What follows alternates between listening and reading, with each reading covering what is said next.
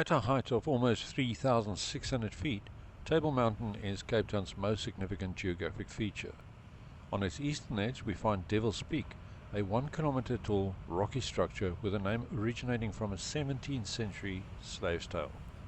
Midway up the eastern slope of Devil's Peak, just above the University of Cape Town campus, there is an area about the size of 2 rugby fields. And this area is the location of a very tragic event which shocked the nation but strangely has become almost totally forgotten. This is the story of a triple tragedy, the sad loss of 3 South African Air Force Mercurius jets.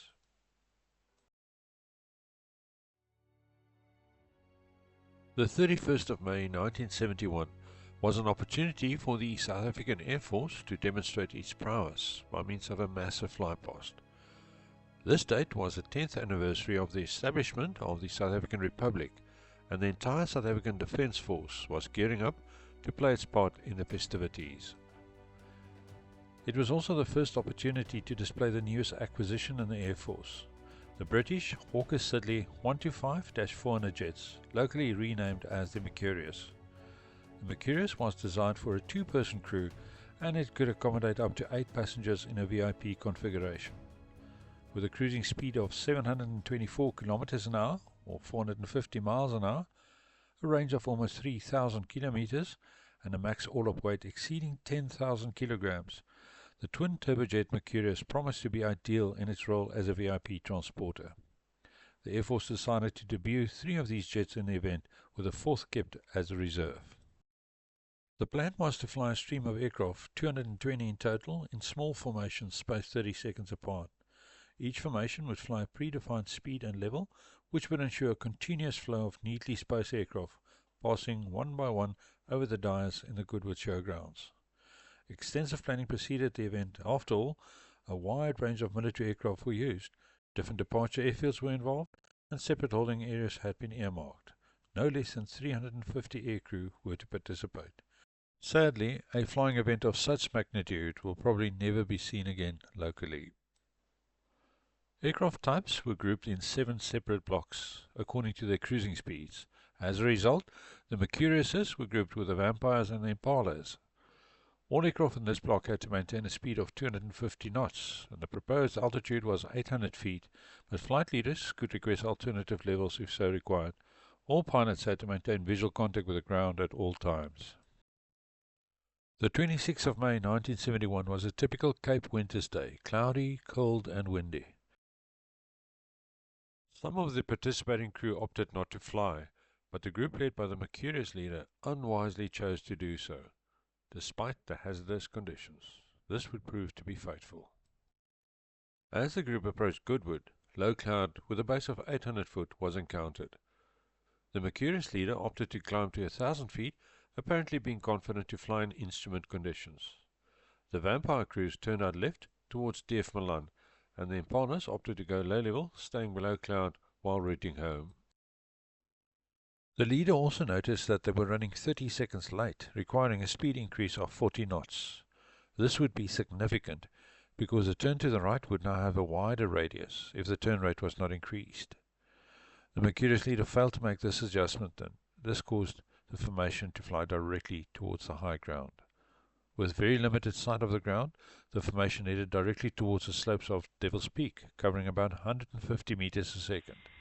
By the time the ground became visual, a collision was imminent.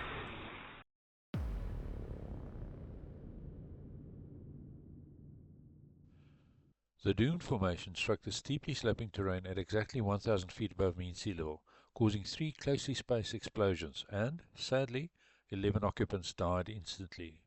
Human error had taken its toll. Another classic case of controlled flight into terrain. Not the first, and regrettably not the last for the SAF. Okay, so now that we know how and why it happened, let's go visit the site. Oh no, don't shoot me now. You should be turning right. Very soon. If not, I'd get worried. This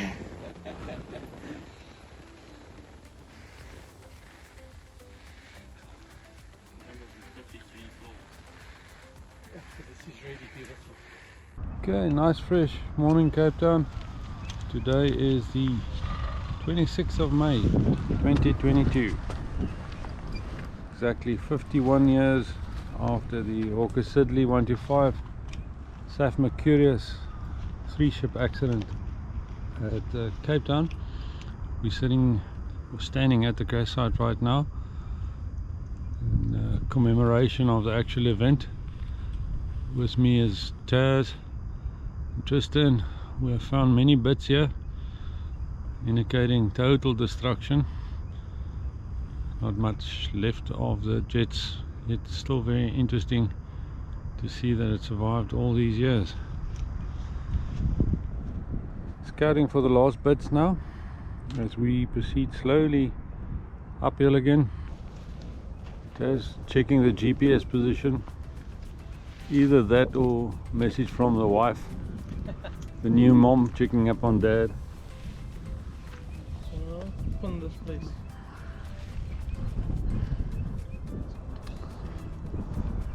Got ominous Devil's Peak. Okay, now I see myself struggling up the steep slope. Still quite moist, slippery. Despite it all, look at the beauty of the cobwebs there, trapping the water droplets. As we walk, you constantly see tiny little pieces of aircraft. There we go, that's a nice picture. I think I missed your fall there. Save you the embarrassment. We're just gonna go up the photo quickly. Okay, I'm heading that way. I heard what, they're more fun by your big hole. Yeah. Amazing the paint is still so recognizable. Let's see who's the next guy to fall. Hold the camera steady level, you can check the angle. It's really steep for us to get up to. This man has his walking stick to assist. I'm almost there. You can see here's the fence line, which we can see in all the old photographs showing where the main parts were trapped. So the impact occurred just below us here, and most of the parts flew upwards and got stuck in this fence. The third aircraft, which was on the left hand side of the formation, pulled up right before impact, and he hit much higher, and that's where the rest of our team is right now. I hope they managed to find something up there. There's a square object which has to be aircraft. Yeah, definitely aircraft. Check the rivet line.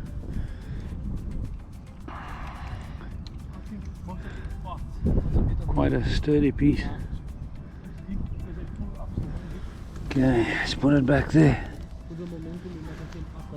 Dean sent us a photograph of something. What's on top of Devil's Peak? Something round, something large.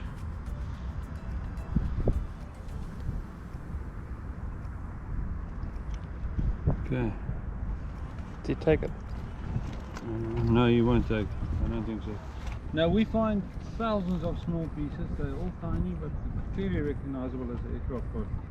Yeah, thousands of them, but they about coin size mostly. There's an opportunity coming up for us to fly the drone. Perhaps we can get some nice aerial footage of this area. Sure. And here we are. This is the footpath. Looking north, see still a lot of fog or cloud in the area, and the clouds moving in again from the south, so it might be covered again very soon. But we had some good opportunity for searching, and we found thousands of little pieces, really tiny but still interesting. There goes the drone.